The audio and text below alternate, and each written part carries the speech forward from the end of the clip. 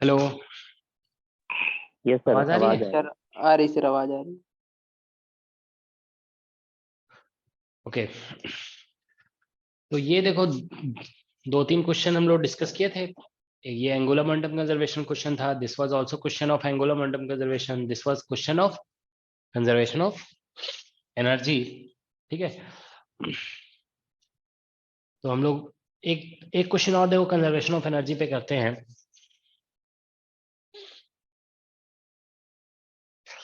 ठीक है, देखो जैसे क्वेश्चन है,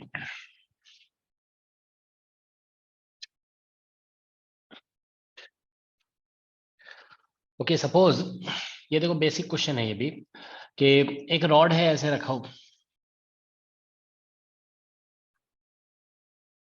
ये इस तरह से एक रॉड है। ठीक है, और हम लोग इसको, ये हॉरिजॉन्टल स्मूथ सरफेस है, this is smooth horizontal surface, मतलब ऐसे वर्टिकल रखा हुआ है। ये इसका लेंथ मान लीजिए एल है और मास एम है। ठीक है, अब हम इस रॉड को स्लाइटली, जैसे ऐसे मान लीजिए वर्टिकल रखा हुआ है, स्लाइटली डिस्प्लेस कर देते हैं, थोड़ा सा ऐसे ऐसे डिस्प्लेस कर देंगे तो ये ऐसे गिरने लगेगा, ऐसे गिरने लगेगा। ठीक है ना, और फिर लास्ट में ऐसे गिर जाएगा। ठीक है, तो क्वेश्चन ये है कि find rod is slightly displaced. ठीक है, due to which it begins to fall, इसकी वजह से ये गिरने लगा। ठीक है, so question is find its omega angular velocity when it is about to become horizontal.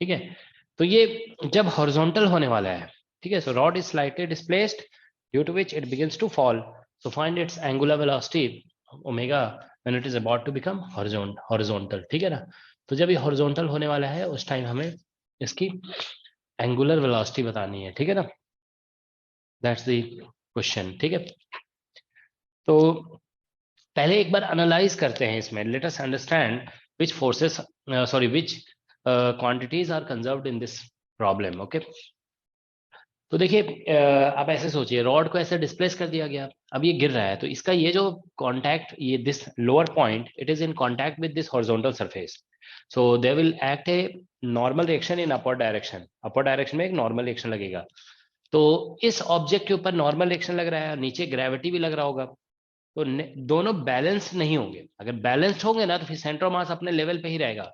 ये ध्यान रखोगे, जब भी किसी ऑब्जेक्ट पे नेट फोर्स जीरो होता है ना, तो उसका सेंटर ऑफ मास मूव नहीं करता है। ठीक है, centre of mass will remain at that position only. Okay, तो इसमें जानते हो ये दोनों फोर्सेस बैलेंस नहीं होंगे, जैसे ऐसे कुछ देर के बाद ये ऐसे टिल्ट हो जाएगा ना, तो नॉर्मल यहाँ पे कांटेक्ट की वजह से नॉर्मल ऊपर लग रहा होगा, और ग्रेविटी, मतलब ऐसा सिचुएशन होगा। देखो सॉल्यूशन करेंगे ना,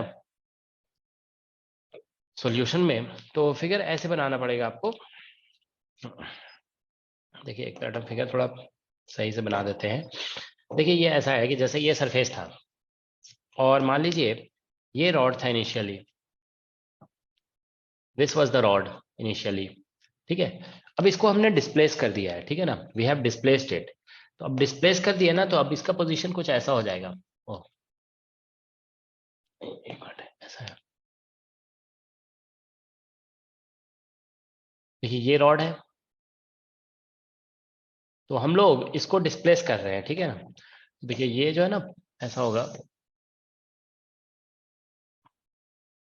कुछ देर के बाद ये मान लो ऐसे टिल्ट हो गया। ठीक है, ये ऐसा दिख रहा है, so it is now tilted a little. देखिए ये जो है ना, ये टिल्टेड पोजीशन है, तो यहां से देखिए एक नॉर्मल रिएक्शन ऐसे लगेगा, नॉर्मल, और इसका सेंटर से ऐसे नीचे mg लग रहा है, तो ये दोनों फोर्सेस जो है ना बैलेंस्ड नहीं होंगे, these two forces are not balanced. Okay, तो इसीलिए नेट फोर्स सिस्टम पे जीरो नहीं है, तो momentum of system is not conserve, is that okay, momentum इसमें कंजर्व नहीं होगा। ओके, और इसमें देखिए जैसे अगर हम सेंटर के बाद टॉर्क निकालते हैं, suppose we calculate torque about centre, तो mg की वजह से mg तो सेंटर से पास कर रहा है, तो mg का टॉर्क जो है ना वो जीरो हो जाएगा। लेकिन ये जो नॉर्मल रिएक्शन इसके ऊपर लग रहा है, उसका टॉर्क सेंटर के बाद जीरो नहीं होगा। देखिए ये फोर्स हो जाएगा और ये परपेंडिकुलर डिस्टेंस होगा। तो normal reaction will generate some torque about the center of mass. Okay, that's why torque about center of mass is not zero, so angular momentum is not conserved. Angular momentum center of mass के about conserved नहीं है। आप किसी भी point के about angular momentum निकालेंगे ना तो कंजर्व नहीं होगा। जैसे आप इस पॉइंट के about भी निकालते हैं अगर लोअर एंड के about, तो नॉर्मल रिएक्शन लग रहा है, ओके, mg भी लग रहा है, ठीक है। तो नॉर्मल रिएक्शन का टॉर्क इस पॉइंट के about जीरो है, बट mg का टॉर्क जीरो नहीं है, so that's why torque is not zero about any point. Okay, तो हम लोग इसलिए कह सकते हैं कि यहाँ पे एंगुलर मोमेंटम भी कंजर्व नहीं है। But we are assuming this surface to be smooth, तो कोई फ्रिक्शन प्रेजेंट नहीं है, ठीक है। और आप देखो ये मूव कर रहा है अंडर ग्रेविटी, तो under gravity is a conservative force, तो इसलिए इसमें जानते हो टोटल मैकेनिकल एनर्जी कंजर्व्ड हो जाएगा, ठीक है। So total mechanical energy is conserved in this problem, alright. तो कंजर्वेशन ऑफ एनर्जी लगा सकते हैं यहाँ पे, ठीक है। तो इसीलिए जानते हो ये देखिए यहाँ पे हम जैसे ये क्वेश्चन कराए थे कंजर्वेशन ऑफ एनर्जी पे, ये भी कंजर्वेशन ऑफ एनर्जी का क्वेश्चन है, तो इसको भी हम लोग कंजर्वेशन ऑफ एनर्जी से करेंगे, ठीक है। किसी को कोई डाउट है तो बता सकते हो। तो देखो इस क्वेश्चन में बोला गया ना कि जब ये ऑलमोस्ट हॉरिजॉन्टल होने वाला है, ठीक है, देखो लिखा गया ना find its omega when it is about to become horizontal. ये जब एक बिल्कुल हॉरिजॉन्टल होने वाला होगा तो उस टाइम इसकी एंगुलर वेलोसिटी कितनी होगी, ठीक है ना। सर इसमें नॉर्मल रिएक्शन की वजह से कोई टॉर्क नहीं लगेगा? लगेगा ना, हम कहाँ मना कर रहे हैं, हम कब बोले कि नॉर्मल लगेगा ना टॉर्क, नॉर्मल रिएक्शन, तभी तो बोल रहे हैं। हम क्या बोले यहाँ पे एंगुलर मोमेंटम क्यों कंजर्व नहीं है, आप बोलो। इसमें देखो ये बोला गया ना क्या, हाँ जी। हम बोल रहे थे कि इसमें लीनियर मोमेंटम नॉट कंजर्व्ड, ठीक है ना, not conserved, angular momentum not conserved, energy conserved है, ठीक है ना। क्योंकि फोर्स जीरो नहीं है, दोनों फोर्सेस बैलेंस नहीं है। Normal reaction is producing torque about centre, ये टॉर्क प्रोड्यूस कर रहा है सेंटर के अबाउट, ओके। तो इसीलिए तो एंगुलर मोमेंटम कंजर्व नहीं होता। अगर नॉर्मल रिएक्शन से टॉर्क नहीं लग रहा होता फिर तो एंगुलर मोमेंटम कंजर्व्ड हो जाता ना, क्योंकि उसके इसमें टॉर्क जीरो हो जाता है यहाँ पे। तो एनर्जी कंजर्वेशन लगाएंगे हम लोग यहाँ पे, we will not apply conservation of angular momentum, ठीक है। ठीक है, तो देखो यहाँ पे ये क्वेश्चन थोड़ा सा ट्रिकी क्वेश्चन है। देखो प्रीवियस जैसा ही है मगर थोड़ा सा ट्रिकी है। देखो हमें जानते हो क्या करना होगा कि इसमें बोला गया है, देखो पहले हम आपको समझा देते हैं उसके बाद आगे बढ़ेंगे। इसमें बोला गया है ये रॉड देखो ऐसे गिर रहा है गिर रहा है गिर रहा है, कुछ देर के बाद ऐसे बिल्कुल ऐसा हॉरिजॉन्टल हो जाएगा। तो जब ये हॉरिजॉन्टल होने वाला है ना उस मोमेंट पे बताना है कि इसका एंगुलर स्पीड कितना है। ऐसे लिखा है ना find its omega when it is about to become horizontal. तो देखिए क्या होगा कि जैसे पहले रॉड वर्टिकल था, अब देखिए टिल्ट हो गया, तो मतलब इसी को रोटेशन बोलते हैं, ठीक है ना। ये रोटेशन हो रहा है इसका, पहले वर्टिकल से ऐसे ये रोटेशन हुआ तभी तो ऐसा हो गया ना। तो मतलब definitely there is some angular velocity about centre, okay. अब दूसरी बात देखिए सेंटर इसका जो है ना सेंटर ऑफ मास पहले यहाँ पे कहीं पे रहा होगा, ठीक है ना। पहले सेंटर ऑफ मास देखिए यहाँ पे था, अब सेंटर ऑफ मास नीचे आ गया, तो centre of mass is also moving, translate कर रहा है सेंटर ऑफ मास। इसमें कोई भी पॉइंट हिंज नहीं किया हुआ है, तो ये जनरल मोशन है। तो आप जानते हो ना जनरल मोशन में ट्रांसलेशनल काइनेटिक एनर्जी भी लिखते हैं हम लोग और रोटेशनल काइनेटिक एनर्जी भी लिखते हैं। So we write both translational as well as rotational kinetic energy, ठीक है।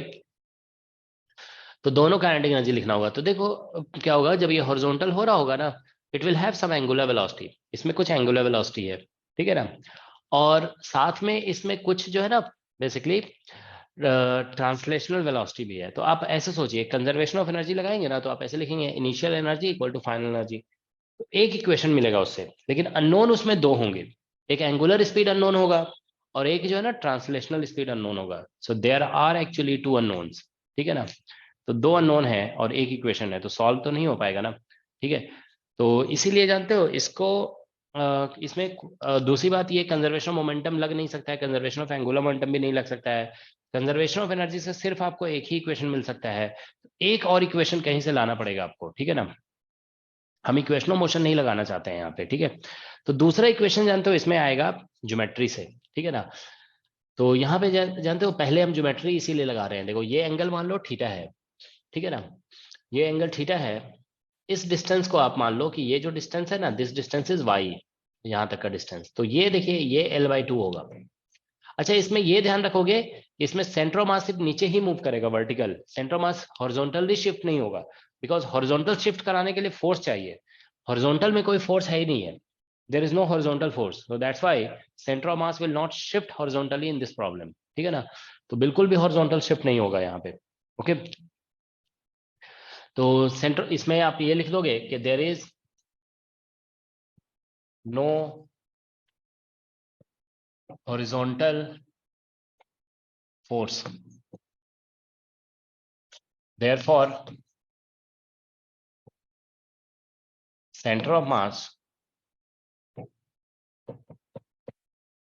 will not move horizontally.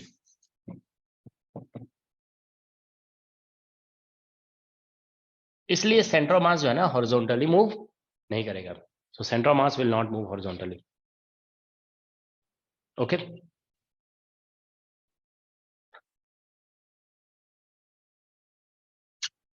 so there is no horizontal force, therefore center of mass will not move horizontally, that's the point. Okay, तो जानते हो, देखो आप लोग को logic देखो समझ में आना चाहिए, उसके बाद प्रॉब्लम तो सॉल्व हो ही जाएगा, ठीक है ना। कंजर्वेशन ऑफ एनर्जी हम लोग लगाएंगे यहाँ पे, लेकिन वो भी सफिशिएंट नहीं हो पाएगा, क्योंकि दो अननोन होगा, एक एंगुलर स्पीड अननोन है और दूसरा ट्रांसलेशनल स्पीड अननोन है। सेंटर ऑफ मास इसका हॉरिजॉन्टली मूव कर रहा होगा, सॉरी यहाँ लिखा है there is no horizontal force, therefore centre of mass will not move horizontally, so centre of mass will shift only in vertical direction, that's why centre of the rod will always lie on this vertical line, is that okay. So therefore we can now apply some geometry. So this angle is theta, so therefore this angle will also be theta, so we can say that this is the angle rotated because it was initially vertical, अभी देखो इस direction में है, तो आप कह सकते हैं कि ये थीटा एंगल से रोटेट कर गया है, ठीक है, तो थीटा एंगल से ही रोटेट कर गया। ओके, तो हम लोग देखिए ये एंगल थीटा है, इस डिस्टेंस को हम y कह रहे हैं, दिस इज y। ओके, तो अब देखिए यहाँ पे एक छोटा सा ट्राइंगल जैसा ये बन रहा है ना, इसमें आप sine theta, sorry cos theta apply कर दीजिए, यहाँ पे देखिए cos theta is equal to लिखोगे ना, तो y और डिवाइड बाय L/2 आ जाएगा, this distance is L/2। Okay, b/h हो गया, ठीक है, तो y इज इक्वल टू यहाँ से आ रहा है L/2 और into cos theta, L/2 cos theta, is that okay. y is equal to L/2 cos theta आ रहा है, तो यहाँ से देखिए y dot is equal to हो जाएगा माइनस L/2 और into sine theta and theta dot, ठीक है, इसको हमने डिफरेंशिएट कर दिया। तो ये जो y डॉट है ना, यही इसका सेंटर ऑफ मास का वेलोसिटी है, y डॉट जो आप निकाल रहे हो that is the velocity of centre of मास, वो हो गया L/2 साइन थीटा और इंटू थीटा डॉट, ठीक है। तो जब देखिए ये रॉड हॉरिजॉन्टल हो जाएगा, जब ये हॉरिजॉन्टल हो जाएगा ना, तो उस मोमेंट पे थीटा 90 डिग्री हो जाएगा, सो व्हेन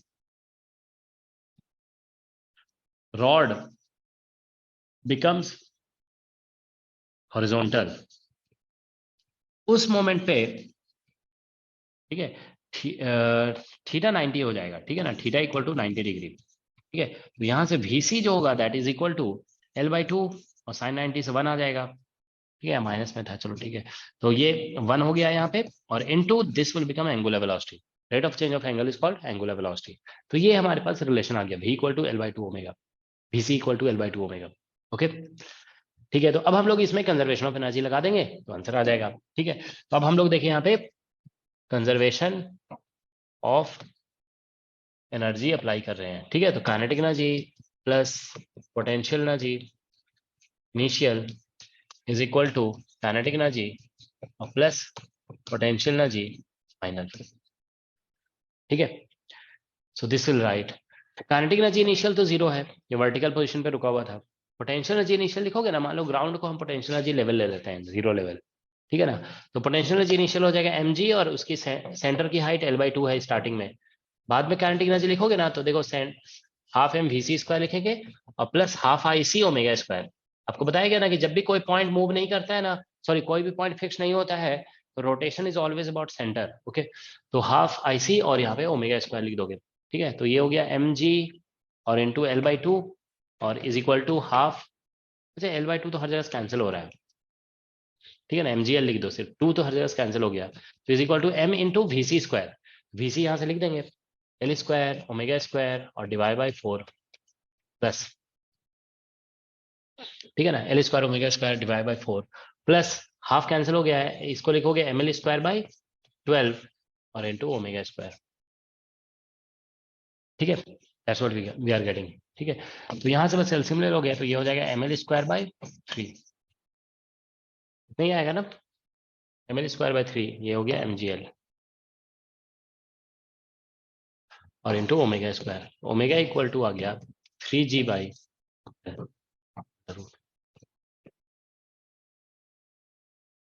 सेम आंसर आ गया दोनों का, है ना।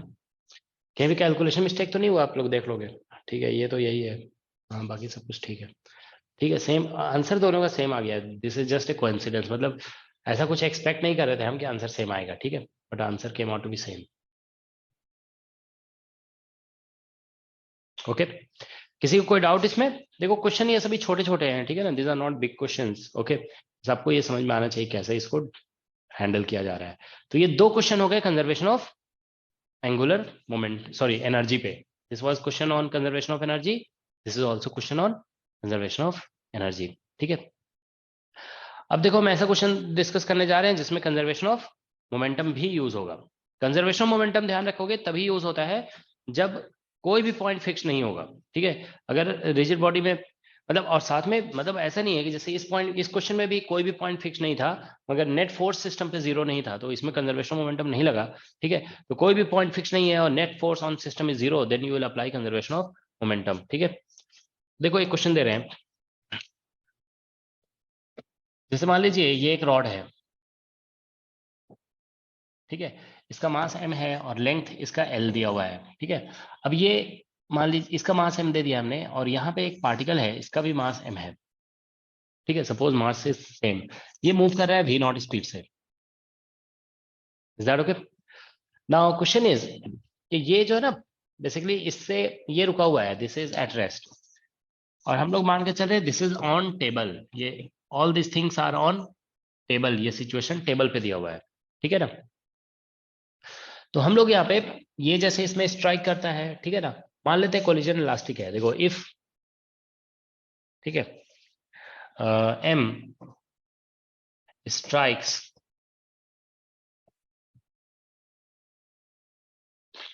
इलास्टिकली,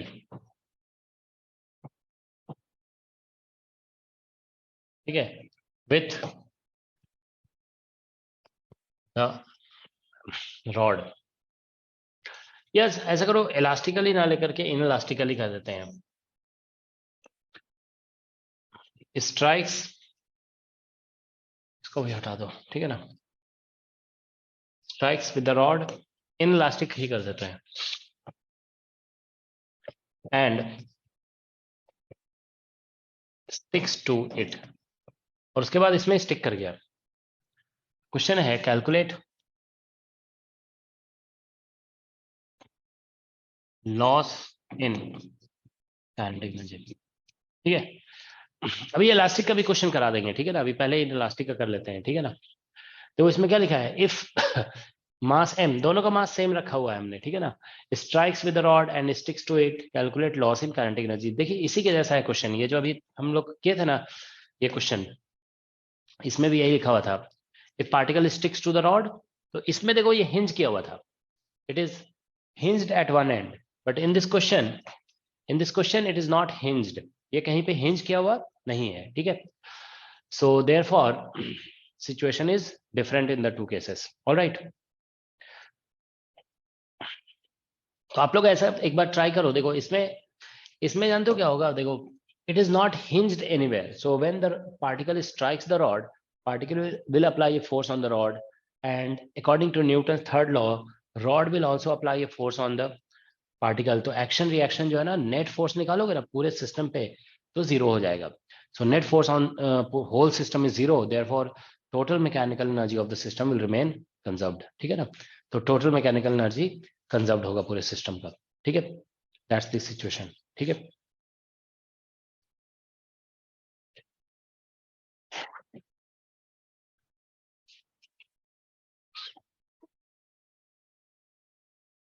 हमें यहाँ पे net force on system zero है ना, तो टोटल मोमेंटम सिस्टम का कंजर्व्ड होगा। ठीक है ना, total momentum of system is conserved. V naught square upon 4. कितना आ रहा है देखो जरा, तुम लोग एक बार देखो, ऐसे ही हम देते हैं तुम लोग को कैलकुलेट करने के लिए, ठीक है। हो सकता है गलत भी होगा, ठीक है, बहुत लोगों का गलत होगा, बहुत कुछ लोगों का सही भी हो सकता है, ठीक है। करो एक बार कैलकुलेशन, ठीक है, उसके बाद हम बताते हैं। कितना बता रहे हो तुम? mv0 square by 4। Yes sir. देखो सभी लोग एक बार, जो भी समझ में आता है ना, करो एक बार कैलकुलेशन, तो आप लोगों को जानते हो थोड़ा अपना मिस्टेक पता चलेगा कि अगर नहीं, हम ये नहीं कंफर्म कर रहे हैं अभी कि ये आंसर करेक्ट है या इनकरेक्ट है, ठीक है। ये आंसर करेक्ट भी हो सकता है और इनकरेक्ट भी हो सकता है। मुझे भी आंसर इसका पता नहीं है। देखो क्वेश्चन जानते हो, माइंड में रह जाता है कि क्वेश्चन इस तरह के फ्रेम होते हैं, ठीक है ना। आंसर याद नहीं रखा जा सकता है, ठीक है। So I don't remember the answer.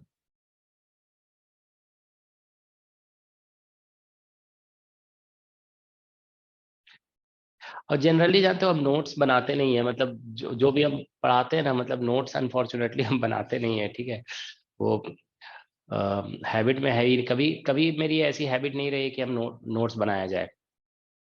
तो इसलिए मुझे कहीं में नोट्स में हमारे पास आंसर लिखा हुआ नहीं होता है।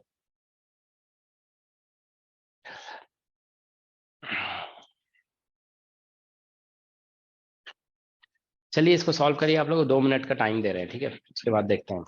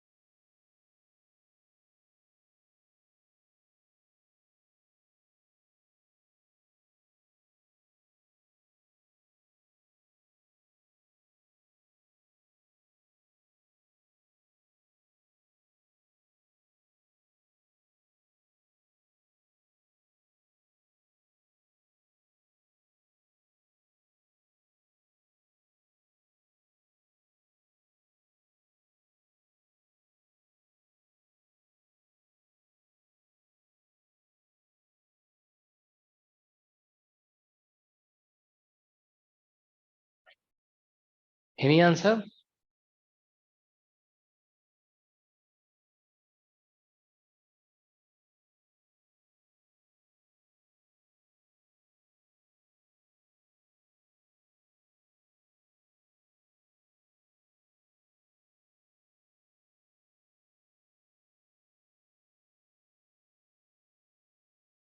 सर ये मैंने गलत बताया है, mv naught square by 4.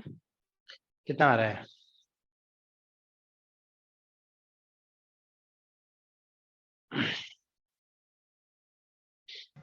One by eight M we not square. 1/8 आ रहा है इसमें। 1/4 की जगह पे 1/8 बोल रहे हो तुम लोग।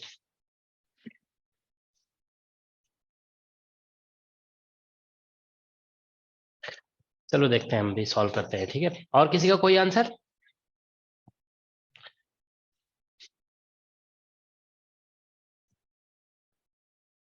ठीक है, देखो हम, ये क्वेश्चन था, ठीक है ना।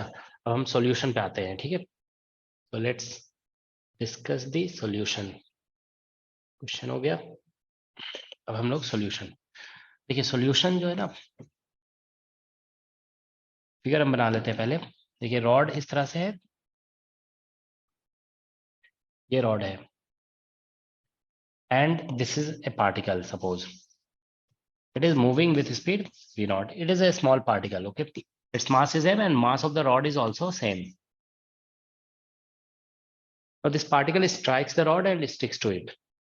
So after some time, situation will be something like this.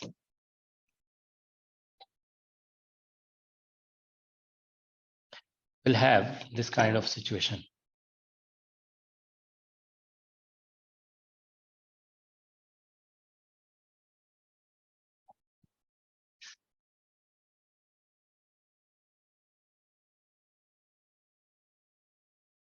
ऐसा होगा, ठीक है। और ये जो पार्टिकल था ना वो यहाँ पे ऐसे स्टिक कर गया होगा, ठीक है। और इसका सेंटर आगे ऐसे मूव कर रहा होगा VC स्पीड से, ठीक है। So that's what we have, ठीक है। देखिए क्या होगा कि ये जब पार्टिकल इसको स्ट्राइक किया ना तो फॉरवर्ड स्ट्राइक किया आगे की तरफ, तो ये सेंटर ऑफ मास से फॉरवर्ड मूव करेगा। सेंटर ऑफ मास किसी डायरेक्शन में नहीं जाएगा, ध्यान रखोगे। ऑब्जेक्ट पे जिस डायरेक्शन में फोर्स लगता है ना, centre of mass shifts in that direction only. So centre of mass will shift forward. Is that okay? अच्छा, सेंटर ऑफ मास इसका यहाँ पे नहीं होगा एक्चुअल में। सेंटर ऑफ मास जो है ना इधर होगा। थोड़ा सा हमसे गलती हो गई, ठीक है ना। तो इसका सेंटर ऑफ मास ये नहीं है ना, तो ये नहीं है सेंटर ऑफ मास इसका। देखिए इसका मास यहाँ पे है, इसका मास यहाँ पे है, तो सेंटर ऑफ मास यहाँ पे होगा। तो जानते हो थोड़ा सा मतलब हमसे मिस्टेक हुआ है। इसको ऐसा करो, ये सेंटर ऑफ मास इसका यहाँ पे है ना, ये क्योंकि पूरे सिस्टम की बात होती है ना, पूरा सिस्टम रोटेट कर रहा है, ठीक है। तो जानते हो ये मूव करेगा ऐसे VC, ऐसे इधर। और रोटेशन जो होगा ना वो इसके अबाउट होगा, इसके अबाउट, ठीक है। क्योंकि आप लोग जानते हो ना, देखो जैसे इसका रॉड का सेंटर ऑफ मास यहाँ पे है, इस पार्टिकल का सेंटर ऑफ मास यहाँ पे है, यहाँ पे आ जाए स्टिक कर गया, तो पूरे कंबाइंड सिस्टम का सेंटर ऑफ मास M और M होने की वजह से ये मिड में आ जाएगा centre of mass. So rotation remember will occur about this point. आप लोगों को ये पहले भी बताया जा चुका है कि जब भी कोई ऑब्जेक्ट किसी पॉइंट के अबाउट किसी पॉइंट पे फिक्स नहीं किया जाता है ना, तो जनरल मोशन में रोटेशन जो होता है वो हमेशा सेंटर ऑफ मास के अबाउट होता है। तो आप देखोगे आपके जनरल मोशन किसका हो रहा है, तो जनरल मोशन यहाँ पे जनरल मोशन किसका हो रहा है, पार्टिकल और रॉड दोनों का टुगेदर हो रहा है, ठीक है। तो दोनों का टुगेदर हो रहा है, तो यहाँ पे बेसिकली दोनों जो है ना पूरा सिस्टम ही सेंटर ऑफ मास के अबाउट रोटेट करेगा। The whole system will rotate about centre of mass. Is that okay? तो ये बेसिकली सिचुएशन है, ठीक है। तो अब आप देखिए यहाँ पे हम लोग यहाँ पे कंजर्वेशन ऑफ मोमेंटम पहले लगाते हैं। देखिए पूरे सिस्टम पे कोई बाहर से फोर्स नहीं लग रहा है, आपस में इसका एक्शन रिएक्शन कैंसिल हो जाएगा। नेट फोर्स 0 है, तो यहाँ पे ऐसे लिखोगे P initial is equal to P final, ये लिखना होगा। तो P इनिशियल लिखोगे ना तो इसका मास देखिए mv0 है, और बाद में लिखेंगे तो दोनों स्टिक कर गया, इसका भी मास m था, इसका भी मास m, तो टोटल मास हो जाएगा 2m और वेलोसिटी ऑफ सेंटर ऑफ मास। किसी भी रिजिड बॉडी का जो मोमेंटम होता है ना वो m इंटू VC होता है, हमेशा ध्यान रखोगे। तो टोटल मास यहाँ पे 2m है और सेंटर ऑफ मास मूव कर रहा है VC स्पीड से, तो इसीलिए VC जो निकलेगा ना वो बेसिकली m v0/2 हो जाएगा। So this is first thing we have learned here, okay. तो ये हमारा फर्स्ट कैलकुलेशन है, ओके। तो ये ओमेगा, अब ओमेगा निकालना है, तो ओमेगा निकालने के लिए हम लोग कंजर्वेशन ऑफ एंगुलर मोमेंटम लगाते हैं, क्योंकि एनर्जी तो यहाँ पे कंजर्व्ड है नहीं। So let us apply conservation of angular momentum. क्योंकि देखिए इसमें एक्शन रिएक्शन कैंसिल हो रहा है ना, एक्शन रिएक्शन कैंसिल हो रहा है, तो एंगुलर मोमेंटम तो मतलब क्योंकि एक्शन रिएक्शन एक ही लाइन के लॉन्ग लग रहा है ना, तो एक्शन फोर्स का जितना टॉर्क होगा रिएक्शन फोर्स का भी उतना ही टॉर्क होगा किसी भी पॉइंट के बाद। तो टॉर्क तो यहाँ पे बेसिकली 0 होगा। और टॉर्क कोई हिंज नहीं है ना, तो हिंज का फोर्स नहीं है। देखिए आपको एक बार बताते हैं इधर, जैसे हम लोग सब इधर डिस्कस कर रहे थे ना, जैसे ये सब में देखो यहाँ पे इसमें डिस्कस कर रहे थे कि मान लो कोई पार्टिकल आके स्ट्राइक किया तो एक्शन रिएक्शन कैंसिल हो रहा था। बोल रहे थे कि हिंज का फोर्स लग रहा है, तो हिंज का जब फोर्स लग रहा था ना तो बोला जा रहा था कि एंगुलर मोमेंटम जो है ना वो हिंज के अबाउट ही कंजर्व्ड होगा, क्योंकि इस फोर्स की वजह से torque about this point is 0। So torque about O was only 0, torque about C is not 0, so angular momentum about C was not conserved, okay. But if there is no FH, if there is no FH, then obviously angular momentum will be conserved about every point, okay. So in this problem, ये जो problem है ना, देखिए in this problem there is no reaction forces, okay. बस यहाँ sorry यहाँ पे action reaction तो कैंसिल आउट हो जाएगा, ठीक है ना, और कोई हिंज का कोई फोर्स नहीं है, ठीक है ना। तो इसीलिए जानते हो इस प्रॉब्लम में एंगुलर मोमेंटम एवरी पॉइंट के अबाउट कंजर्व्ड है, ठीक है। तो ये हम देखो लिख दे रहे हैं कि इन दिस केस, मतलब इन दिस प्रॉब्लम कह सकते हो, ठीक है ना, L is conserved about all points, ठीक है ना। हर पॉइंट के अबाउट एंगुलर मोमेंटम कंजर्व्ड है, about all points. So L is conserved about all points. ठीक है, that's the case. So angular momentum is conserved about all points. Okay. So in this case L is conserved about all points. ठीक है, तो इसीलिए हम लोग यहाँ पे एंगुलर मोमेंटम कंजर्वेशन लगाएंगे. L initial equal to L final लिख देते हैं about centre of mass. Centre of mass के अबाउट अप्लाई कर देते हैं. किसी भी पॉइंट के अबाउट लगाओगे ना तो आंसर आ जाएगा. सेंटर ऑफ मास के अबाउट अप्लाई करना थोड़ा इजी होता है. ठीक है ना. तो देखिए पूरे सिस्टम का सेंटर ऑफ मास यहाँ पे है, ये है सेंटर ऑफ मास. ठीक है ना, पूरे सिस्टम का ये m और m मिलकर के हाफ डिस्टेंस पे आ जाएगा. ये डिस्टेंस हो गया कितना, L/4. तो ये ऐसे सीधा जा रहा है. ठीक है ना. तो लीनियर एंगुलर मोमेंटम ऐसे लिखते हैं ना, linear momentum into perpendicular distance. तो लीनियर मोमेंटम हो जाएगा mv0 और परपेंडिकुलर डिस्टेंस होगा L/4 इज इक्वल टू. ये जो लिखा जाता है ना, देखो अब इसमें ट्रांसलेशन और रोटेशन दोनों है ना. तो जनरल मोशन में हम आप लोग को बताए थे ना, देखिए यहाँ पे भी देखो एक बार वापस जाते हैं तो ज्यादा आप लोग को समझ में आएगा. देखो जैसे ये केस हम लोग डिस्कस कर रहे थे तो इसमें भी देख रहे थे ना, जनरल मोशन था तो रोटेशन भी हो रहा था, ट्रांसलेशन भी हो रहा था. तो एंगुलर मोमेंटम ऐसे लिखते हैं ना. इसका आप लोग को याद है, ये इसका जनरल बताया गया था आप लोग को ऐसे, RC क्रॉस PC ऐसे बताया गया था. उसी को कैलकुलेट करने से ये आया था. तो इसमें जानते हो, देखो यहाँ पे अभी जो हम लोग डिस्कस कर रहे हैं ना, तो इसमें ऐसे IC ओमेगा लिखेंगे और ये RC क्रॉस PC. ठीक है, ऐसे लिखना पड़ेगा. देखो क्या होता है कि जब भी आप जनरल मोशन में किसी भी रिजिड बॉडी का एंगुलर मोमेंटम लिखेंगे ना, तो ऐसे ही लिखना होता है, IC omega plus RC cross PC. Okay.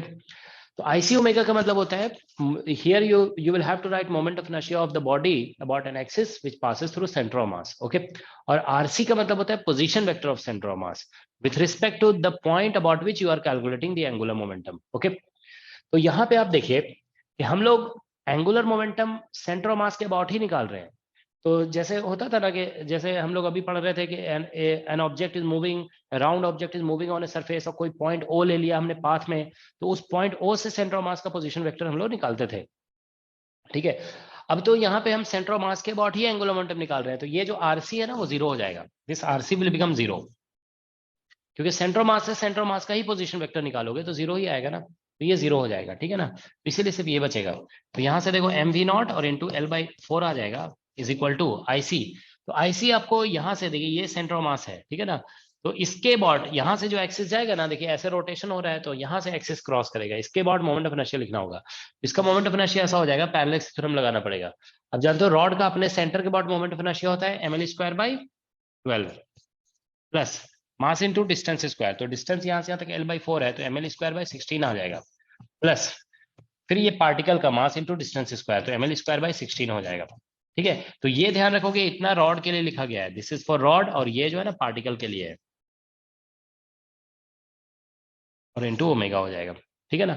देखिए फिर से समझा देते हैं. देखिए रॉड का मोमेंट ऑफ इनर्शिया हमको इस एक्सिस के बाद निकालना है, तो हम जानते हैं इसके बाद ml²/12 होता है, सेंटर से जा रहा है, तो plus mass into distance square. ये पैरेलल थ्योरम से लिखा गया.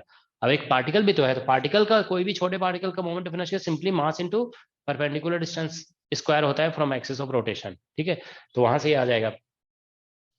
अब देखो यहाँ से mv0 into L/4 is equal to, ये सब ऐड कर दोगे, 16 ऐड होगा ना तो 8 हो जाएगा. ठीक है ना. तो 24 एलसीएम ले लोगे, इधर से 2 और इधर 3 5 आ जाएगा, 5/24 आ जाएगा. ठीक है ना. ml² और इंटू ओमेगा. ठीक है. तो ये रिजल्ट आ रहा है, इसको कैंसिल कर दोगे तो 6 हो जाएगा, मास मास कैंसिल, L कैंसिल, तो ओमेगा निकालोगे ना तो ये हो जाएगा 6/5 V0/L. ये ओमेगा आ रहा है, that is the value of omega. ठीक है. तो देखो ये आप एक्सपेक्ट कर सकते हो एग्जाम में कि क्वेश्चन ओमेगा का पूछा जा सकता है. ये क्वेश्चन जानते हो बहुत लोग मिस्टेक कर सकते हैं इसमें. ठीक है. So do remember this is important actually. ठीक है. किसी एग्जाम में कभी ना कभी ऐसा क्वेश्चन आ सकता है. ठीक है. ओमेगा कैलकुलेट करना. ठीक है. अब देखिए हमने ओमेगा निकाल दिया इसमें. ठीक है. किसी को कुछ, हाँ बोलो. वो L/4 जो लिखे हैं तो L/2 नहीं होता है. कहाँ पे L/2 कहाँ पे होगा? तुम लोग समझ ध्यान से पढ़ते नहीं हो. ठीक है. देखो यहाँ पे हम किसके अबाउट इसको, ये कंजर्वेशन ऑफ एंगुलर मोमेंटम किसके अबाउट लगा रहे हैं? Centre of mass. Centre of मास कहाँ पे है? सेंटर ऑफ रॉड नहीं बोल रहे हैं, सेंटर ऑफ मास पूरे सिस्टम का. तो ये मास m है और ये मास m है, तो इन दोनों के बीच में सेंटर ऑफ मास यहाँ पे होगा.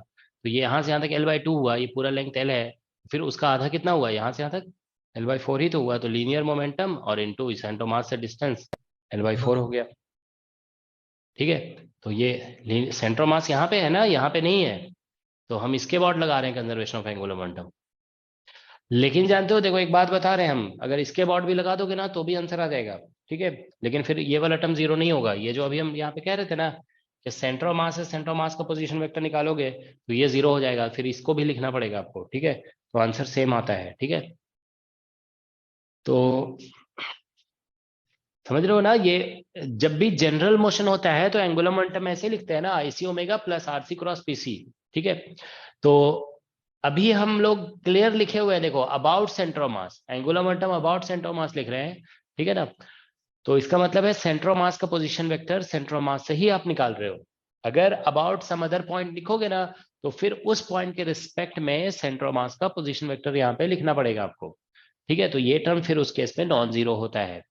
जैसा कि अभी हम लोग round object moving on surface में देख रहे थे, वहां पे m into we C into radius बन जा रहा था वो टर्म। ये टर्म जो है ना m into we C into radius हो जा रहा था, इसमें तो कुछ अलग आएगा। ठीक है, तो ये इसका आंसर हो गया। तो देखिए वीसी निकल गया, ओमेगा निकल गया। अब आप देखिए यहाँ पे हम लोग काइनेटिक एनर्जी लिखते हैं, तो देखो काइनेटिक लॉस निकालना था ना, तो काइनेटिक एनर्जी इनिशियल लिखोगे तो हाफ m और इंटू वी नॉट स्क्वायर लिखना होगा। स्टार्टिंग में तो यही है ना, एक पार्टिकल है वो अपना जा रहा है। बाद में लिखोगे ना काइनेटिक एनर्जी, देखिए काइनेटिक एनर्जी फाइनल, तो ऐसे लिखना पड़ेगा काइनेटिक एनर्जी फाइनल में, क्योंकि इसमें कोई पॉइंट फिक्स नहीं किया गया, रोटेशन और ट्रांसलेशन दोनों हो रहा है, तो हाफ आईसी और ओमेगा स्क्वायर और plus half m into VC, ऐसे लिख देंगे। ठीक है ना, वीसी स्क्वायर।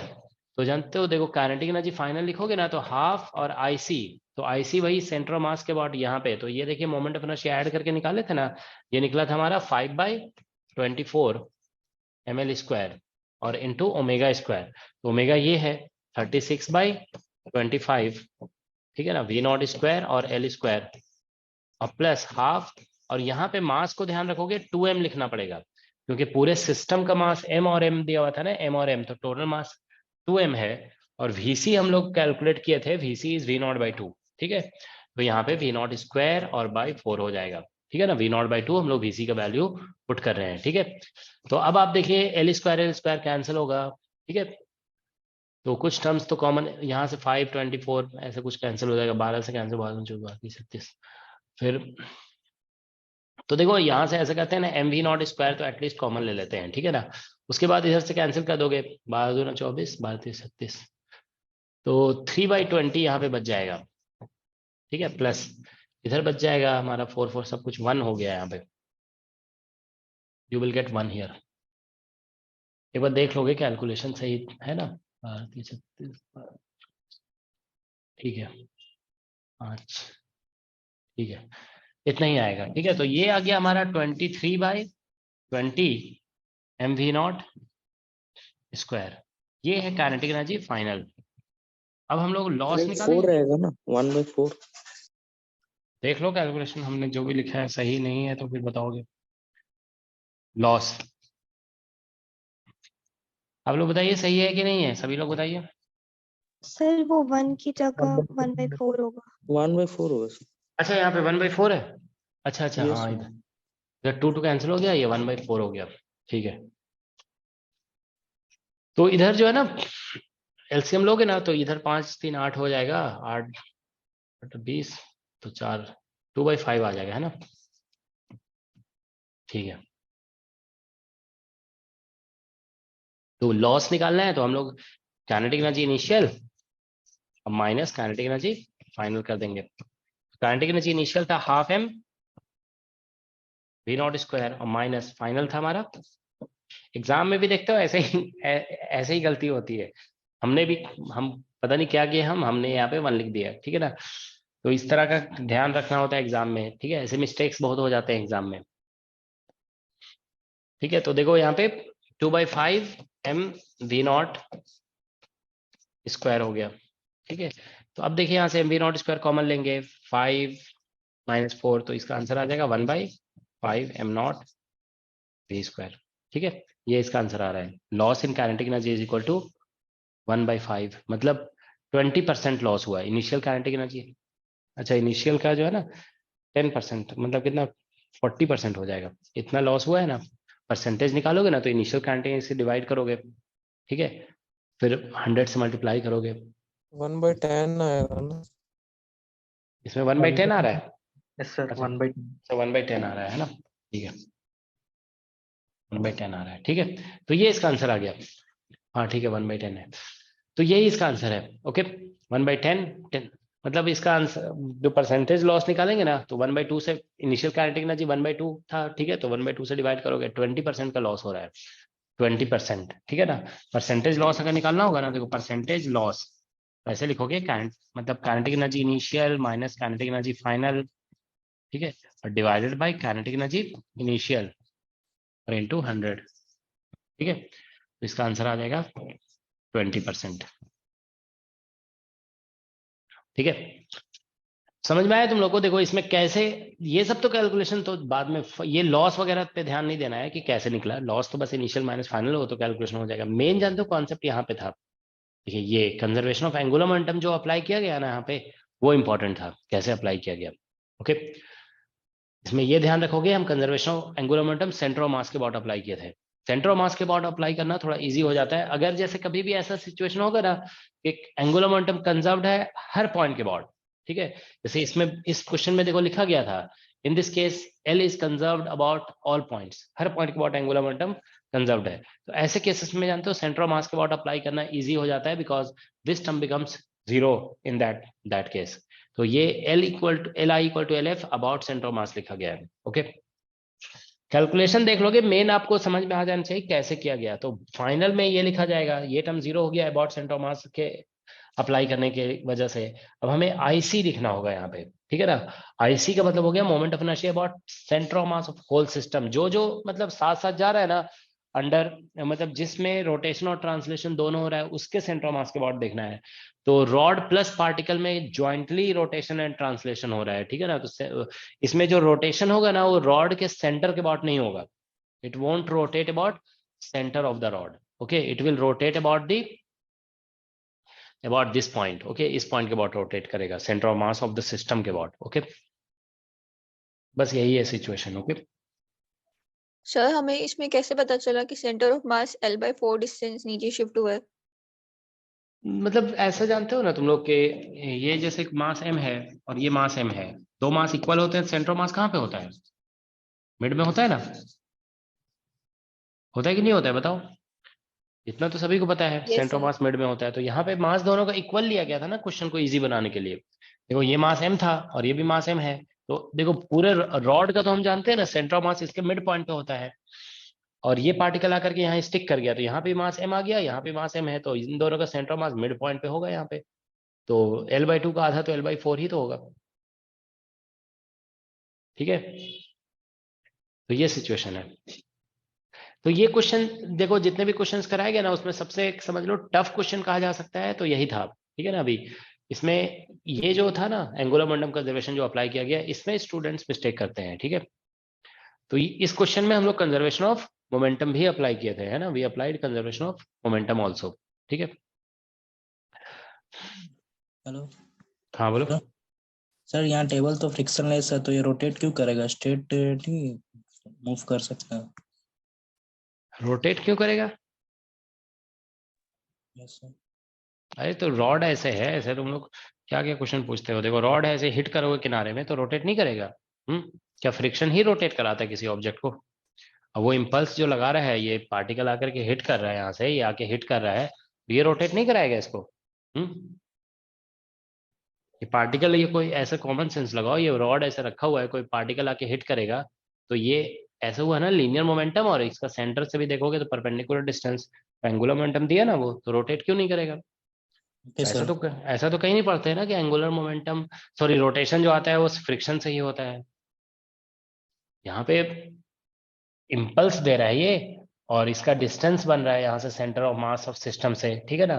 तो एंगुलर मोमेंटम प्रोड्यूस हुआ ना, देखो यहाँ पे अगर ऐसा होता ना कि इनिशियल एंगुलर मोमेंटम जीरो होता मान लो, अब जानते हो मान लो ऐसा क्वेश्चन पूछ दिया इसमें कि ये पार्टिकल कहाँ पे हिट करे, आके कहाँ पे आके चिपक मतलब स्टिक कर जाए ताकि रोटेशन ही ना हो इसमें, तो वो जानते हो सेंटर ऑफ मास होगा। जैसे मान लो ये पार्टिकल आकर के सेंटर ऑफ मास पे हिट करेगा ना, अगर तो सेंटर ऑफ मास से इसका जो है ना, देखो यहाँ से उस केस में हम सेंटर ऑफ मास के बाद ऐसे एंगुलर मोमेंटम निकालेंगे।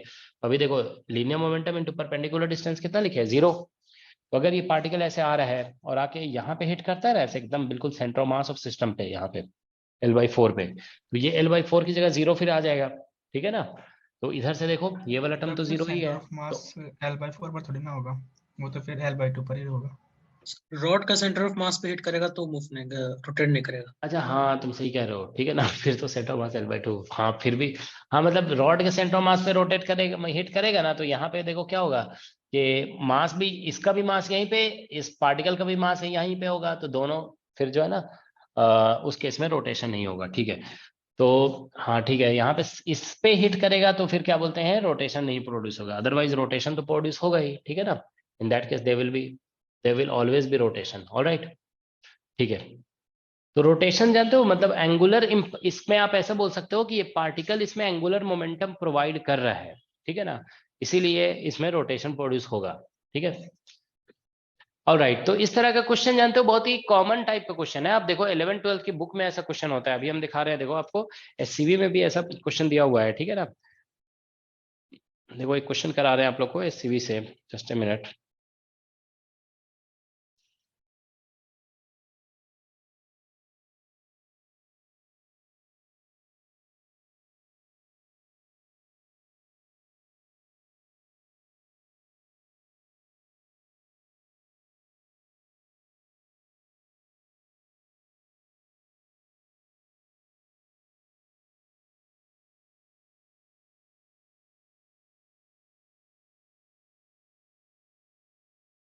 देखो एससी वर्मा का जानते हो, ये जो रोटेशनल मैकेनिक्स चैप्टर है, देखिए आप लोग यहाँ पे लिखा है ना रोटेशनल मैकेनिक्स, इसमें आप देखिए बहुत सारे क्वेश्चन सॉल्व, हम कितने क्वेश्चन कराते हैं आप लोग को, देखो जैसे आज अभी हम आई थिंक 4-5 क्वेश्चन कराए हैं, ठीक है ना। तो 4-5 क्वेश्चन देखो हम आपको सॉल्व करा रही हैं, अभी अभी मान लो कुछ और करा देंगे 2-4, ठीक है, एक क्लास और ले लेंगे, ठीक है। तो हम तो बहुत ज्यादा क्वेश्चन तो अभी करा नहीं रहे ना, ठीक है। अगर अलग से प्रॉब्लम डिस्कशन क्लास होती है तो उसमें फिर प्रॉब्लम जो आप लोग पूछते हैं वो बताते हैं हम, ठीक है ना। लेकिन इसमें देखिए आप कितने क्वेश्चन सॉल्व किए हुए हैं, ठीक है। देखो यहाँ पे ये 29 क्वेश्चन है, 29 और आगे है क्या, नहीं, 29 क्वेश्चन इसमें सॉल्व किया हुआ है, ठीक है ना। तो मतलब हम जितना आपको बता रहे हैं उससे तो बहुत ज्यादा सॉल्व किया हुआ है इसमें, ठीक है ना। तो इसीलिए जानते हो मतलब इसको जरूर पढ़ो आप लोग। मान लो हम 15 क्वेश्चन आपको रिजिड डायनामिक्स, 15 से ज्यादा हो जाएगा, ऐसे पहले भी करा चुके हैं ना। मान लो हम 20 क्वेश्चन कराए आपको रिजिड डायनामिक्स में, ठीक है ना, और इधर से 29 पढ़ लोगे तो 50 के आसपास हो जाएगा ना, एक अच्छी अंडरस्टैंडिंग बिल्ड हो जाएगी, ठीक है ना। ऐसे इसको पढ़ोगे ना तो बहुत सारे क्वेश्चन जो है जो हम करवा चुके हैं वैसा आप लोग को दिखेगा इसमें बहुत सारे क्वेश्चन, ठीक है ना। तो इसको जरूर पढ़ो, ठीक है ना, इसके सॉल्व एग्जाम, जैसे देखो ये सब क्वेश्चन है तो अभी हम करा दिए ना, तो आप लोग को समझ में आ जाएगा ये सब कैसे हो रहा है, ठीक है ना, मोमेंट ऑफ इनर्शिया वगैरह, ठीक है। तो ये सब हम आप लोग का डिस्कस कर दिए हैं, जैसे मास पुलिस सिस्टम वगैरह कर दिए थे, ठीक है ना। But still you should read it, okay. एक बार क्वेश्चन पढ़ो, एक बार सोचो कि आंसर कैसे निकलेगा, नहीं समझ में आया तो इसका सोल्यूशन देख लो, ठीक है ना। अब इसके अनसॉल्व एग्जाम्पल देखिए बहुत सारे हैं, ठीक है ना, देख रहे हो कितने क्वेश्चन है। अब इतना टाइम तो होता नहीं है सभी के पास सॉल्व करने का, ठीक है ना। तो इसीलिए इसमें से कुछ सिलेक्टेड क्वेश्चन जरूर करना चाहिए आप लोगों को, ठीक है। एग्जाम में जो क्वेश्चन आते हैं ना वो इसी पैटर्न का ही होता है, ठीक है ना, इसलिए करना जरूरी है इसको, ठीक है। तो देखो अभी हम एक क्वेश्चन इससे डिस्कस करने जा रहे हैं, ठीक है। क्वेश्चन देखो ये दिस वन 59 नंबर, नहीं 59 नहीं 60 नंबर क्वेश्चन पढ़िए आप।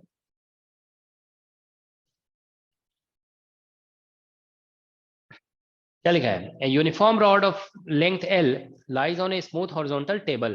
A particle moving on the table strikes the rod perpendicularly at the end and stops. Find the distance traveled by the center of the rod by the time it turns through right angle. जब तक 90 degree say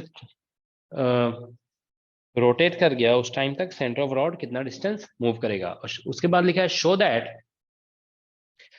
that if mass of the rod is 4 times the that of the particle, the collision is elastic.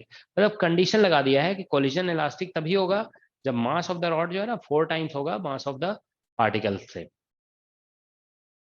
That of the particle. Okay, तो ये question है, ठीक है। Question देखिए इस तरह से है, question number 60 of HC Verma.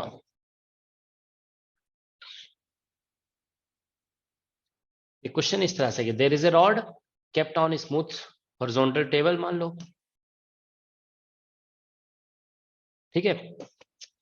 अब देखिए ये एक पार्टिकल आ रहा है, ये आकर के इसको स्ट्राइक किया रॉड को, इसका लेंथ मान लीजिए L है और इसका मास सपोज करो कैपिटल M है और इसका मास स्मॉल m है, ठीक है।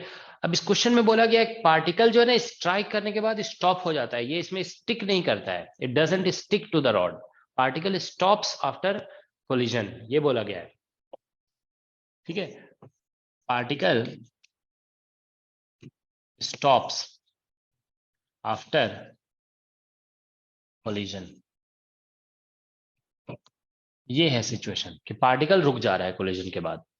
तो मतलब ये सिचुएशन बिफोर कोलिजन का है, तो आफ्टर कोलिजन का सिचुएशन हम दिखाएंगे ना, तो आफ्टर कोलिजन का सिचुएशन देखिए ऐसा होगा, ठीक है।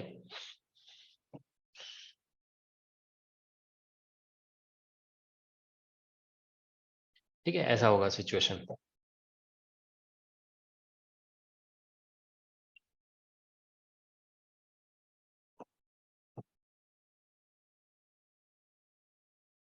तो ये जो है ना रॉड है, ये ऐसे रोटेट कर जाएगा, ऐसे पार्टिकल ऐसे नीचे हिट किया ना, तो नीचे हिट किया तो टर्न तो होगा ही ऐसे, ठीक है। तो इसका सेंटर है, ये सेंटर मान लीजिए VC स्पीड से मूव कर रहा है और ये ऐसे रोटेट कर गया एंगुलर स्पीड से, लेकिन ये पार्टिकल जो है ना हिट करने के बाद यहीं पे रुक जाएगा। पार्टिकल मान लीजिए हम ऐसे दिखा रहे हैं कि आगे बढ़ गया और ये पार्टिकल यहाँ पे ऐसे करके रेस्ट में आ गया, ठीक है ना, तब यहाँ पे ही रुक जाएगा। अभी मतलब थोड़ा सा अनयूजुअल लगेगा ना फिगर, इसीलिए या तो ऐसा करो, हम ऐसे दिखा रहे हैं, ठीक है ना, यहाँ पे ना दिखा करके यहाँ पे दिखाते हैं, जैसे इसका वर्टिकल पोजीशन होगा यहाँ पे, तो ऐसे ही आगे भी बढ़ चुका है ना, चलो कहीं पे दिखा देते हैं, मान लो कोलिजन के बाद यहाँ पे ये रुक गया, ठीक है ना, हालांकि रुकेगा यहीं पे जहाँ पे कोलाइड कर रहा है ना, वहीं पे रुक जाएगा, ठीक है ना। अब समझ जाओगे कि ये अलग अलग सिनेरियो दिखाए गए हैं, ये अलग, ये फाइनल मतलब आफ्टर कोलिजन है, ये आफ्टर कोलिजन, ठीक है, और दिस इज बिफोर कोलिजन, ठीक है ना, ये बिफोर कोलिजन है, ठीक है।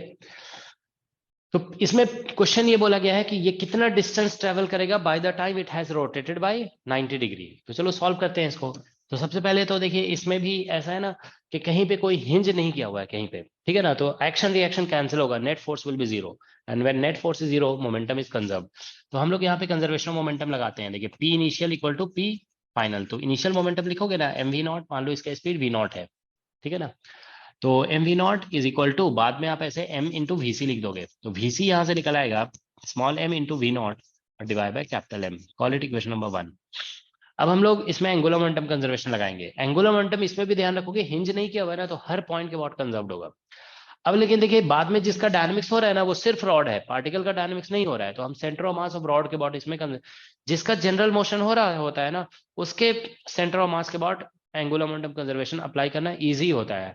इसमें कंडीशनल नहीं है कि आपको उसी के अबाउट अप्लाई करना है, क्योंकि इसमें तो एंगुलर मोमेंटम हर पॉइंट के अबाउट कंजर्व्ड है, क्योंकि एक्शन रिएक्शन से यहाँ पे टॉर्क तो इन दोनों फोर्सेस, इन दोनों एक्शन रिएक्शन का टॉर्क तो जीरो हो जाएगा, समझ रहे हो ना, एक्शन रिएक्शन का टॉर्क जीरो है और जीरो है हर पॉइंट के अबाउट जीरो है, ठीक है ना, तो इसीलिए हर पॉइंट के अबाउट एंगुलर मोमेंटम कंजर्व्ड है। तो हम लोग L equal to L initial equal to L final लिखेंगे अबाउट ऑल पॉइंट्स, हर पॉइंट के अबाउट। तो हम लोग ले रहे हैं, let's take about centre of mass of rod. Centre of mass of rod इसलिए चूज किया क्योंकि रॉड का सेंटर ऑफ मास मूव कर रहा है, तो हम L इनिशियल, तो देखिए इनिशियल में लिखोगे ना, तो ये लेंथ L है अगर, तो ये डिस्टेंस यहाँ से यहाँ तक L/2 हो जाएगा, तो mv0 और into L/2 is equal to, बाद में फिर से ध्यान रखोगे IC omega plus RC across PC, ऐसे लिखना होता है, ठीक है ना, ये। तो हम लोग देखिए यहाँ पे, और mv0 और इंटू L/2 और is equal to IC omega लिखोगे ना, तो ये कैपिटल M L²/2, इसमें दोनों का मास इक्वल नहीं है, ध्यान रखेंगे, masses are not same, okay. तो ऐसे लिखना होगा और इंटू ओमेगा और प्लस RC, फिर से जीरो हो जाएगा ये टर्म, ठीक है ना। This term is zero because this is the centre of mass of the rod, जो कि जनरल मोशन में, ये टर्म जनरल मोशन के लिए लिखा जाता है, तो रॉड ही जनरल मोशन में है and we are applying angular momentum conservation about the centre of the rod, ठीक है। तो इसीलिए ऐसा होगा, ठीक है। तो बस हो गया, यहाँ से ओमेगा निकल रहा है, एल कैंसिल कर दो, तो ये हो जाएगा 6 small m into v nought divide by capital M और into L, that's the result, ठीक है। तो ये ओमेगा का वैल्यू है, ठीक है, 6 m v nought by capital M into L। तो ये आ गया। अब देखिए इस क्वेश्चन में बोला गया है कि by the time it turns through 90 degree, तो हम ऐसे लिख देते हैं थीटा इक्वल टू, हम लोग ऐसे लिखते हैं ना, omega naught t plus half alpha और इंटू टी स्क्वायर, ठीक है ना। तो थीटा π/2 बोला गया है, ये लिख देंगे। अब ओमेगा का मतलब यहाँ पे देखो, देखिए ये जो ओमेगा निकला है ना, ये कोई टाइम डिपेंडेंट ओमेगा नहीं है, दिस ओमेगा विल ऑलवेज, ये जो है ना कांस्टेंट ओमेगा है। मतलब ऐसा होगा कि एक बार ये हिट किया, बार बार तो इसको हिट नहीं कर रहा है ना, तो एक बार हिट करने से जो ओमेगा गेन कर लिया वही ओमेगा मेंटेन रहेगा, ये ओमेगा इसका कांस्टेंट रहेगा, ठीक है ना। This omega is not going to change because this all this things are happening on smooth table, ये सब कुछ ध्यान रखोगे, स्मूथ टेबल पे चल रहा है ये, ठीक है ना। This all this things are happening on smooth table, तो इसीलिए जानते हो यहाँ पे ओमेगा चेंज नहीं होने वाला है, ठीक है। एक बार हिट किया है ना, बस एक बार हिट करने के बाद फिर अपना ये रोटेट करने लगा, ठीक है। तो इसीलिए यहाँ पे ओमेगा की जगह पे यही वैल्यू लिखना पड़ेगा, 6m, ऐसे 6m इंटू वी नॉट और divided by capital M into L, ऐसा लिख देंगे हम लोग, ठीक है ना। और इंटू टी प्लस ये टर्म जो है ना हाफ और इंटू यहाँ पे 0 इंटू टी स्क्वायर हो जाएगा, ये खत्म हो गया। तो t इक्वल टू, बस यहाँ से आप निकाल लेंगे, t is equal to pi capital M small l और डिवाइडेड बाय 12 स्मॉल m और इंटू वी नॉट, ठीक है। ये आंसर आ रहा है, pi capital M into L और 12 small m into v nought, that's the value of, ठीक है, t। तो अब बोला जा रहा है कि कितना डिस्टेंस ट्रेवल करेगा ये, तो डिस्टेंस के लिए फिर से ऐसे लिखेंगे, s equal to ut plus half at square.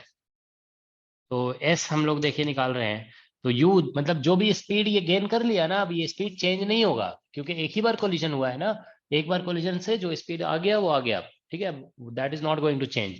तो यहाँ पे vc ही हो, यही इसका स्पीड होगा।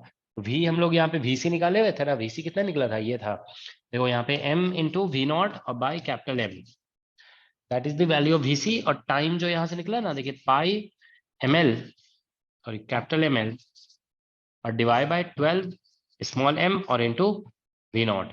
तो यहाँ से देखिए स्मॉल m कैंसिल होगा, वी नॉट कैंसिल होगा, कैपिटल M कैंसिल होगा, तो आंसर जो s निकल रहा है ना वो पाई l डिवाइड बाय 12 आ रहा है। तो इतना डिस्टेंस ये कवर करेगा, ठीक है ना, it will cover this much distance by the time it rotates through 90 degree angle, ठीक है ना। तो ये निकल गया। तो इसमें डिस्टेंस हमें देखिए बोला गया था निकालने के लिए, calculate distance by the time it rotates through 90 degree. तो पहले हम 90 डिग्री पुट करके इस यहाँ से टाइम निकाले और वहां से जो टाइम निकला उसको इसमें पुट कर दिए, ठीक है। अब देखिए इसमें next part of the question ये है कि आपको ये शो करना है कि अगर रॉड का मास पार्टिकल के मास से 4 टाइम्स ज्यादा होगा then collision will be elastic.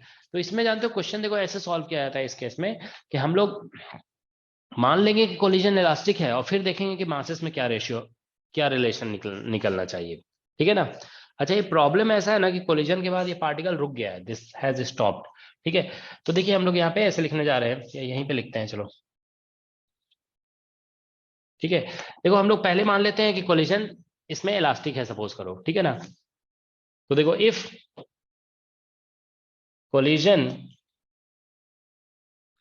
Is elastic, अगर कोलिजन इलास्टिक है, ठीक है, देन,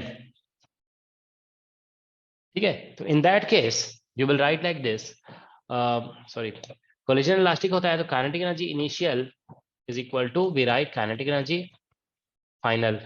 तो काइनेटिक एनर्जी इनिशियल आप लिखेंगे तो ये हो जाएगा हाफ m और into v not square is equal to, kinetic energy final लिखोगे ना तो half capital M into we c square और प्लस हाफ IC और ओमेगा स्क्वायर, इसमें एक जो पार्टिकल था ना वो रुक गया है आफ्टर कोलिजन, तो इसलिए उसकी काइनेटिक एनर्जी नहीं लिख रहे हैं, ठीक है ना।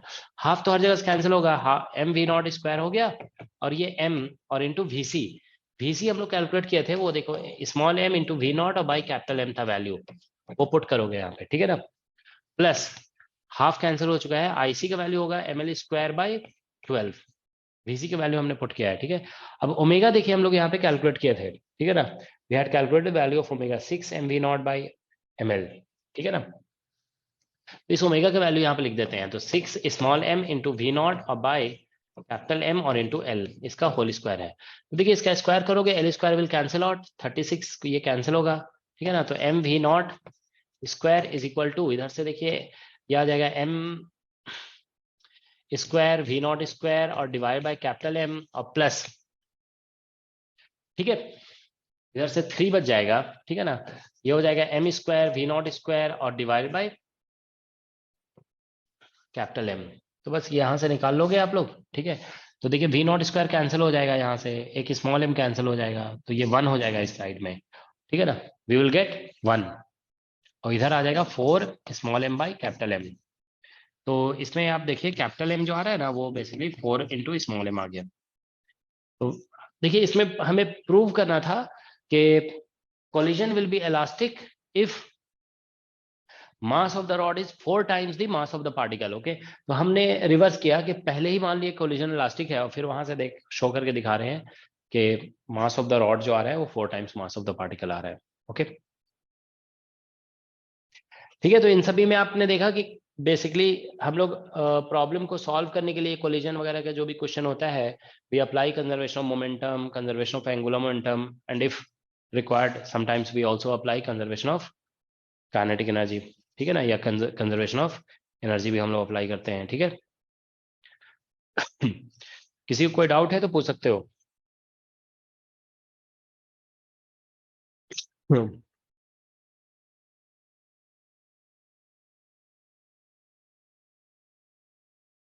आप लोग को जो असाइनमेंट दिया, सॉरी बुक जो दिया गया है ना मैकेनिक्स का, उसमें भी रिजिड डायनामिक्स में बहुत सारे प्रॉब्लम सॉल्व किए हुए हैं, उसमें भी कुछ अच्छे क्वेश्चन दिए हुए हैं, ठीक है। उसको भी एक बार पढ़ के देखोगे, ठीक है। उसके क्वेश्चंस पढ़ोगे, नहीं समझ में आएगा तो फिर उसका सॉल्यूशन पढ़ लोगे, ठीक है।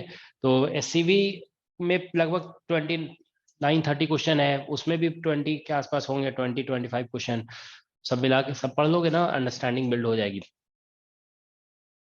चलो एक क्वेश्चन और डिस्कस करते हैं, उसके बाद स्टॉप करेंगे, ठीक है। क्वेश्चन देखिए ये है कि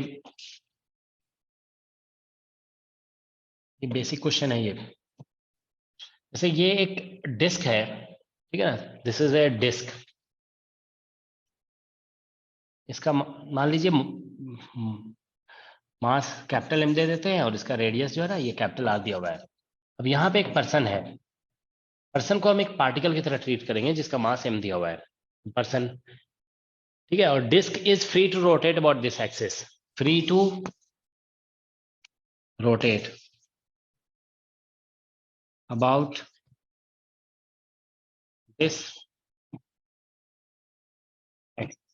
इस एक्सिस के अबाउट ये फ्री टू रोटेट है, it can rotate freely about this axis, ठीक है। तो अब क्वेश्चन ये है इसमें कि अगर ये पर्सन इधर वॉक करने लगता है पेरिफेरिक अलोंग वी स्पीड से, ठीक है, तो इसका रिक्वायर्ड एंगुलर स्पीड क्या होगा, ठीक है ना। सो इफ पर्सन वॉक्स, एक minute, walks relative to the disk with linear speed, with speed v naught, अगर स्पीड v naught से रोट वॉक करता है इधर पेरिफेरी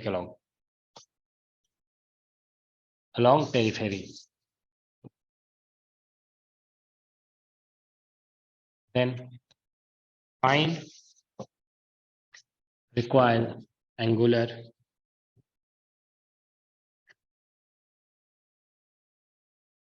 तो हमें रिक्वायर्ड एंगुलर स्पीड निकालना है, ठीक है। देखिए जरा क्या आंसर आता है। तो देखो हम इसको बता रहे हैं सॉल्यूशन देखिए इस क्वेश्चन में पहले आपको ये समझना होगा कि ये जो स्टेटमेंट है ना, ये इंपॉर्टेंट स्टेटमेंट है। इसमें क्या लिखा गया है, free to rotate about axis. देखिए आपको ये बताया जा रहा है कि रोटेट कर सकता है, ये नहीं बताया जा रहा कि ट्रांसलेट कर सकता है। तो जानते हो जब भी ऐसा स्टेटमेंट होता है ना कि free to rotate about this axis, तो इसका मतलब ये होता है कि सिर्फ रोटेट ही कर सकता है, ये ट्रांसलेट नहीं कर सकता है, ठीक है ना, इट कैन नॉट ट्रांसलेट। तो जानते हो क्या होगा इसमें, ये ऐसे इसके बाद ये रोटेट कर सकता है, ठीक है ना, जब ये वॉक करेगा तो ट्रांसलेट नहीं कर सकता, मतलब ये हिंज किया हुआ है इसके बाद, यहाँ पे जो है ना हिंज किया हुआ है। तो हम बता चुके हैं हिंज जब किया हुआ होता है ना, तो वहां पे मोमेंटम कंजर्वेशन नहीं लगता है। Okay, momentum conservation doesn't apply. और यहाँ पे देखिए ये पर्सन वॉक कर रहा है ना, मतलब यहाँ पे फ्रिक्शन होगा तभी वॉक कर रहा है, नहीं तो वॉकिंग पॉसिबल नहीं होता इन एब्सेंस ऑफ फ्रिक्शन। तो इसीलिए यहाँ पे काइनेटिक एनर्जी भी कंजर्व, सॉरी इसमें काइनेटिक एनर्जी कंजर्व नहीं होगा, मतलब या मैकेनिकल एनर्जी कह सकते हो, कंजर्व नहीं होगा यहाँ पे, ठीक है ना, बिकॉज देयर इज फ्रिक्शन। हम आपको बताया ना in presence of friction mechanical energy conserve तभी होता है, मोशन जनरली रोलिंग होता है, रोलिंग वाले केस में कंजर्व हो जाता है, इसमें नहीं हो पाता है, ठीक है। तो अब बचा यहाँ पे कंजर्वेशन ऑफ एंगुलर मोमेंटम। हम ये डिस्कस कर चुके हैं कि यहाँ पे जो फ्रिक्शन का टॉर्क होगा ना एक्शन रिएक्शन का, तो इस पे प्लेटफॉर्म पे और पर्सन पे वो कैंसिल आउट हो जाएगा इसके बाद, और ये हिंज का जो फोर्स है वो यहीं पे लगेगा, तो उसका टॉर्क तो जीरो ही होगा। तो angular momentum about this point is conserve, ठीक है ना, या इस एक्सिस के अबाउट कंजर्व्ड है ऐसे बोल सकते हो। इसमें ऐसे लगाना होगा l initial equal to l final. तो ये जो एल इनिशियल है ना, इसको आप बोल सकते हो बिफोर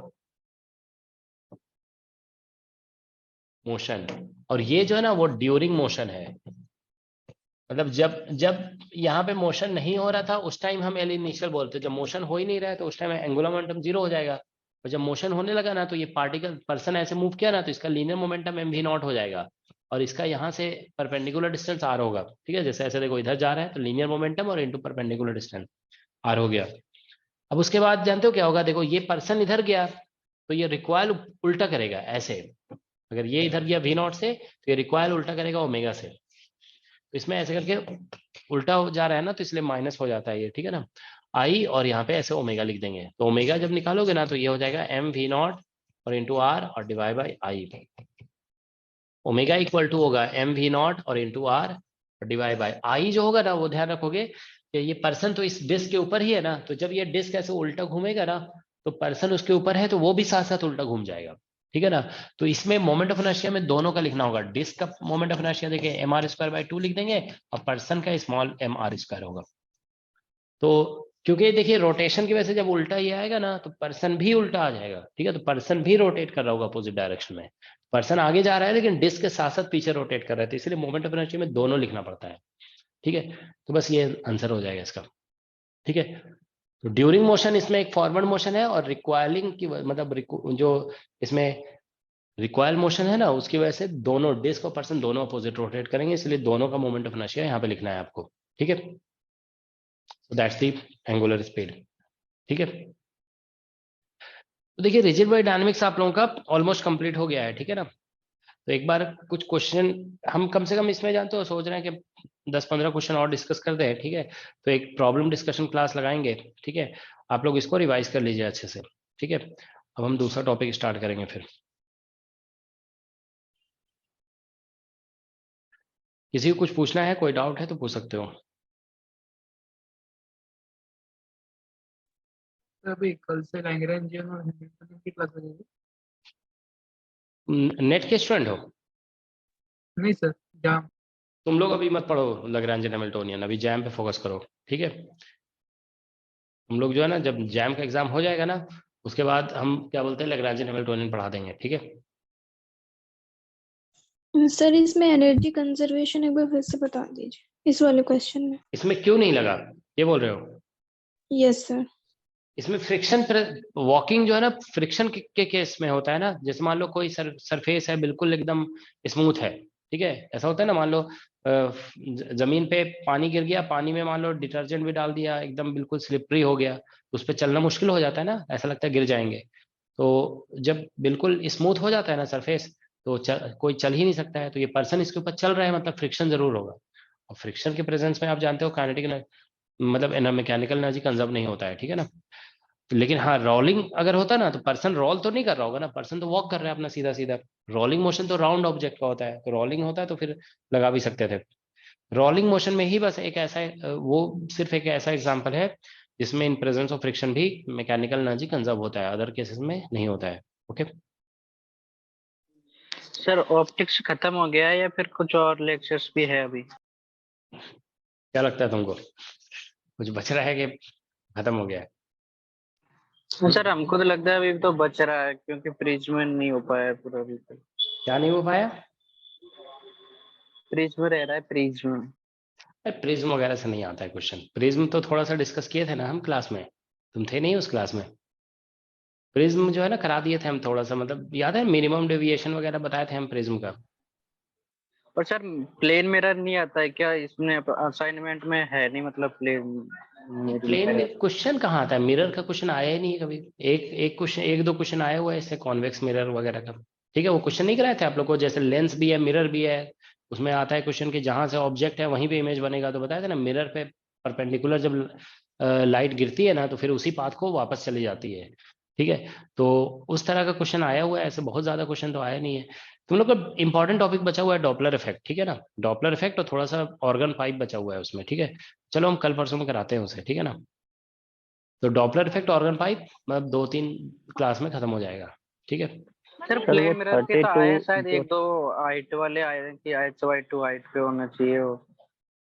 तो वो ऐसा क्वेश्चन तो कभी कभी रैंडम आ ही सकता है, अब उसके लिए पूरा प्लेन मिरर पढ़ने की जरूरत तो नहीं है ना।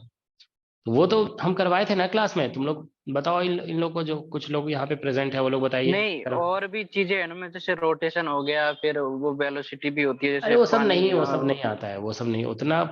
अब तुम वो सब जानते हो, आईआईटी जेई के लोग जब जबरदस्ती का बना देते हैं बहुत सारा, ठीक है ना, कंटेंट उससे रिलेटेड। ठीक है, तो क्या बोलते हैं, उतना पढ़ने की क्या जरूरत है। प्लेन मिरर में तो ऐसे जानते हो ना कि ऑब्जेक्ट अगर जा रहा है तो इमेज का भी वेलोसिटी उतना ही होता है। ठीक है ना, प्लेन मिरर में क्या होता है, जितना डिस्टेंस पे ऑब्जेक्ट होता है इमेज भी उतना ही डिस्टेंस पे बनता है ना। तो ऑब्जेक्ट की जो स्पीड होगी वही इमेज की भी स्पीड होगी, तो उसमें वेलोसिटी में क्या रिलेशन होगा? अब सर उस और कितना बचा हुआ है? 32 सिलेबस कब टेस्ट तक खत्म हो जाएगा मतलब? अब तुम बेस्ट लोग फॉर द खत्म होने, सिलेबस। खत्म के बारे में मत सोचो, अब जितना पढ़ा दिए उसको अच्छे से करो। ठीक है, जानो मेन दिक्कत कहाँ पे आती है, स्टूडेंट सोचते हैं कि एक एक टॉपिक खत्म हो जाए। ठीक है ना, मान लो 4-5 टॉपिक नहीं भी पढ़ोगे ना तब भी आप टॉप कर सकते हो। ठीक है, अभी मान लो, अभी हम देखो तुम लोग को बता रहे हैं, अगर जैसे डॉपलर अगर इसमें बचा हुआ है, ठीक है ना, एक इसमें ऑप्टिक्स में थोड़ा सा, मैकेनिक्स में 2-4 टॉपिक बचा हुआ है मान लो, तुम इतना मत भी पढ़ो, ठीक है ना, फिर भी टॉप कर सकते हो। ठीक है, जितना पढ़ाया गया है उसमें अगर अच्छे से रिवाइज करोगे, उसके प्रॉब्लम्स अटेम्प्ट कर लोगे, ठीक है, तो 4 टॉपिक छोड़ने से कुछ फर्क नहीं पड़ता है, समझ गए ना। तो उतना तो हम करा ही देंगे, लेकिन सारे टॉपिक हम 100% करा देंगे। ठीक है, लेकिन हम ये बता रहे हैं कि एग्जाम क्लियर करने का ये मतलब नहीं होता है कि आप एवरी टॉपिक पढ़ें। ठीक है, क्योंकि देखो जो भी टॉपर भी होते हैं ना उनका भी लगभग फुल मार्क्स से 10 नंबर कम ही होता है। ठीक है, तो पढ़ के चल जाओगे, ऐसा हम ये नहीं कह रहे कि नहीं कराएंगे। ठीक है, हम करा देंगे सब कुछ। ठीक है, तो कर लोगे तुम लोग। ठीक है, लेकिन अब जो पढ़ाया गया उसी को तो अच्छी तरह रिवाइज करो। ठीक है, बहुत बच्चे तो उसी को भूल जाते हैं। ठीक है, तो उसको रिवाइज करिए, उससे रिलेटेड पढ़िए बार बार। ठीक है, सर वो टेस्ट अपलोड करवा दीजिएगा जो 32 थे पहले जो अपलोड हुए थे, बाद में वो हट गए। चलो देखते हैं, उसको करवाते हैं। ठीक है, चलो अभी स्टॉप कर रहे हैं। ओके, सर कल से लैग्रैन्जियन स्टार्ट होगा क्या? तुम लोग नेट के स्टूडेंट हो? Yes jam sir. के? नेट वालों का करते हैं कल से या परसों से करेंगे। ठीक है, देखो नेट में तो बैच 1 में तो खत्म हो गया था, बैच 2 का बच रहा था। ठीक है ना, बैच 2 में जो बाद में बैच स्टार्ट हुआ था ना उसका बच रहा था, तो उन लोग का अब बस कल या परसों, या तो कल से होगा या परसों से होगा, लेकिन बस 1 या 2 दिन में जरूर होगा स्टार्ट। ठीक है, सर बुकलेट के एग्जाम्पल सारे पढ़ लेना, मतलब सॉल्व करके देख लेना। हाँ सॉल्व सारे पढ़ लो, सॉल्व तो कम से कम जरूर पढ़ो। ठीक है, अनसॉल्व थोड़ा बहुत छोड़ भी सकते हो, लेकिन सॉल्व पूरा पढ़ लिया करो। ठीक है सर। ठीक है, सॉल्व एग्जाम्पल हर जगह से पढ़ लो, एससी वर्मा का भी पूरा सॉल्व पढ़ के चले जाओ। ठीक है ना, जितना पढ़ सकते हो ना सॉल्व एग्जाम्पल सब पढ़ लो। मतलब सॉल्व में जितना दिया हुआ है वही सिलेबस में है ना सर जी? हम्म, ठीक है।